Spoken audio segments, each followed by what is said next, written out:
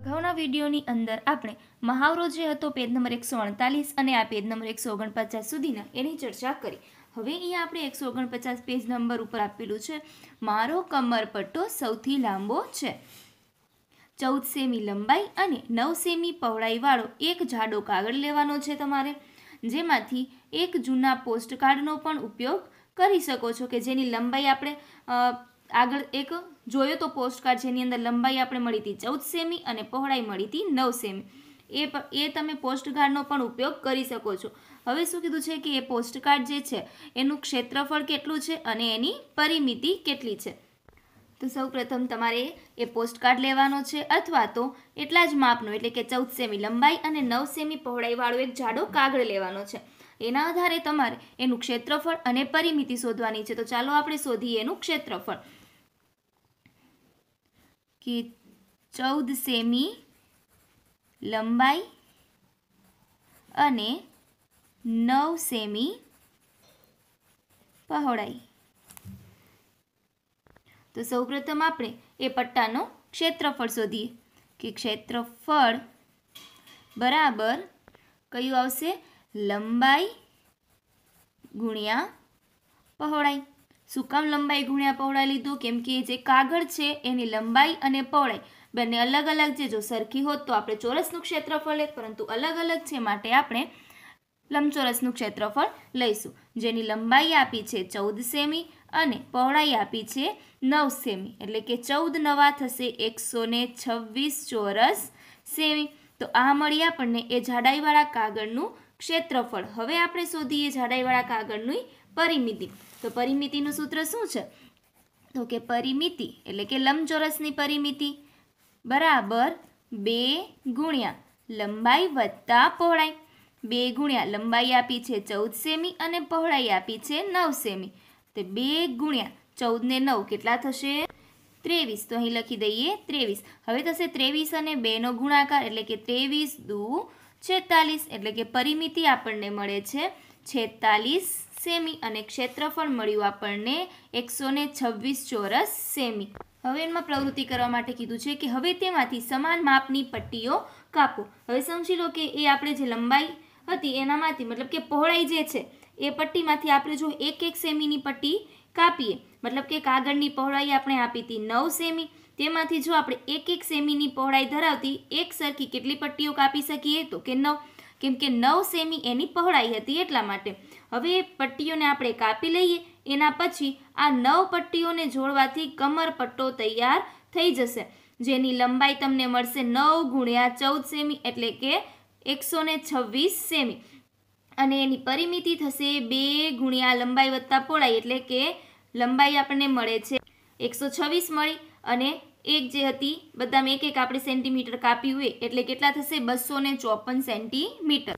તમે જોઈ શકો છો કે આ છે પોસ્ટકાર્ડ અને આ એની પહોળાઈ જે છે એનામાંથી 1 સેમીની આપણે પટ્ટીઓ એવી કેટલી પહોળાઈની પટ્ટીઓ અહીંથી કાપી શકશું? તો કે 9 સેમી લંબાઈ છે તો એમાંથી 1 સેમીની આપણે 9 એવી પટ્ટીઓ કાપી શકીએ છીએ. તો મેં એની પહોળાઈમાંથી આ કુલ 9 પટ્ટીઓ અહીંથી કાપી છે. 1 2 3 4 5 6 7 8 અને 9 એવી કુલ 9 પટ્ટીઓ છે અને આ 9 પટ્ટીઓને જોડવાથી એક કમરપટ્ટો બને છે. કઈ રીતે? તો આપણે આ રીતે પટ્ટીઓને જો જોડતા જઈએ તો કુલ એવી 9 પટ્ટીઓનો એક સમાવેશ થાય છે, એનાથી એક હાર બને છે. એ 9 પટ્ટીમાંથી તમે બેલ્ટ બનાવી શકો છો, એટલે કે કમરનો જે પટ્ટો છે એ બનાવી શકો છો, જેમાં એકની જે લંબાઈ જે છે એ 14 સેમી છે અને કુલ પટ્ટી છે 9, એટલે કે કુલ પટ્ટી 9 છે અને એકની લંબાઈ છે 14 સેમી. આ જે લંબાઈ તમે જુઓ છો એ કેટલાની છે? 14 સેમી છે અને આવી કુલ પટ્ટીઓ કેટલી છે? 9 છે. જેનો આપણે ગુણાકાર કરીએ તો આપણે એની કુલ લંબાઈ કમરપટ્ટાની જે કુલ લંબાઈ છે એ મળી રહેશે, એટલે કે 14 નવા 126 સેમી થશે. એટલે કે આ જે કમરપટ્ટો આનામાંથી બનાવશું એ 126 સેમી જેટલો લાંબો હશે. આ પટ્ટીઓના છેડાઓને ગુંદર વડે જોડવાથી કમરપટ્ટો તૈયાર થશે. કે આ રીતે પટ્ટીઓ રાખી અને એને છેડેથી ગુંદર વડે ચિપકાવવાની રહેશે કે જેના પછી તમે કમરપટ્ટો તૈયાર થયેલો જોવા મળશે.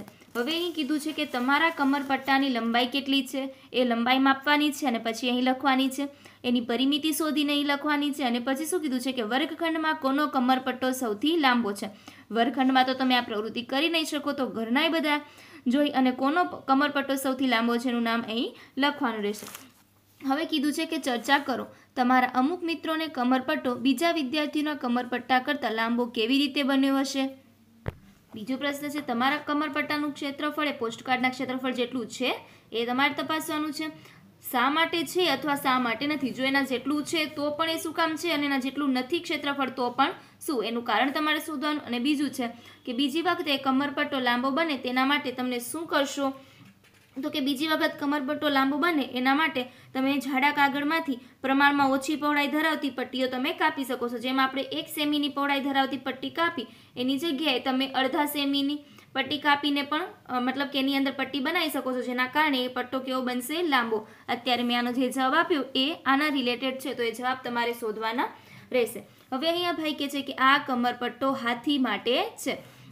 હવે અહીં કીધું છે કે જુઓ હું પોસ્ટકાર્ડમાંથી પસાર થઈ શકું છું, તે માટે મેં પટ્ટીઓને કાપ્યા સિવાય એક લૂપ તૈયાર કરેલ છે. હવે કોયડો કીધો છે પોસ્ટકાર્ડમાંથી પસાર થવું.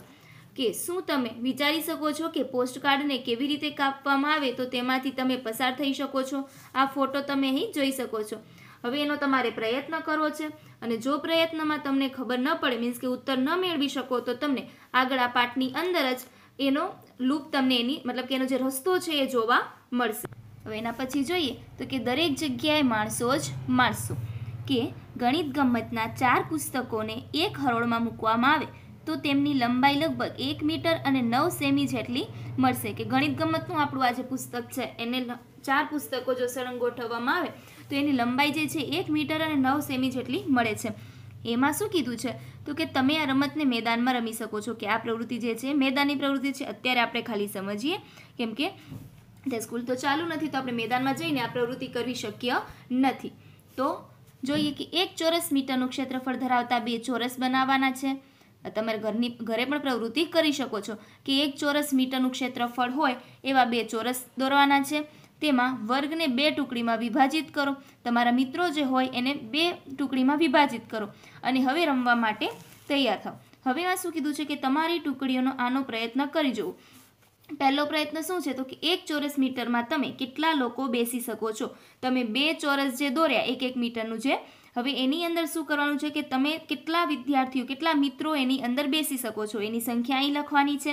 પછી તમે કેટલા લોકો ઊભા રહી શકો છો. પહેલાં અહીં બેસવાનું કીધું હતું અને હવે કહે છે કે એમાં કેટલા લોકો તમે ઊભા રહી શકો છો એની સંખ્યા અહીં દર્શાવવાની છે. પછી ત્રીજું કે કઈ ટુકડી તેમના ચોરસમાં વધારે બાળકોને ઊભા રાખી શકે છે. કેટલા વધારે, તમે 2 ચોરસ બનાવ્યા હતા અને 2 ટુકડીમાં વિભાજિત હતું. હવે જોવાનું છે કે ટુકડી એ અને ટુકડી બી બેમાંથી કયા ચોરસની અંદર વધારે બાળકો ઊભા રહી શકે છે, કઈ ટુકડી તેમના ચોરસમાં વધારે વિદ્યાર્થીઓને બેસાડી શકે છે અને કેટલા વધુ, એની સંખ્યા અહીં લખવાની છે. હવે બીમાં તમારા વર્ગખંડની લંબાઈને મીટરમાં માપો, તેની પહોળાઈ પણ માપો. તમારો વર્ગખંડ તો ત્યાં છે તો તમે તમારા ઘરનું જે રૂમ છે એની લંબાઈ અને પહોળાઈ માપીને અહીં લખવાની છે. એનું પછી ક્ષેત્રફળ શોધવાનું છે. જો તમારા ઘરમાં ટાઇલ્સ હોય તો ટાઇલ્સને આધારે તમે ક્ષેત્રફળ શોધવું સરળ પડશે. તમારા વર્ગમાં કુલ કેટલા વિદ્યાર્થીઓ છે, આથી 1 ચોરસ મીટરના કેટલા વિદ્યાર્થીઓ ત્યાં બેસી શકે.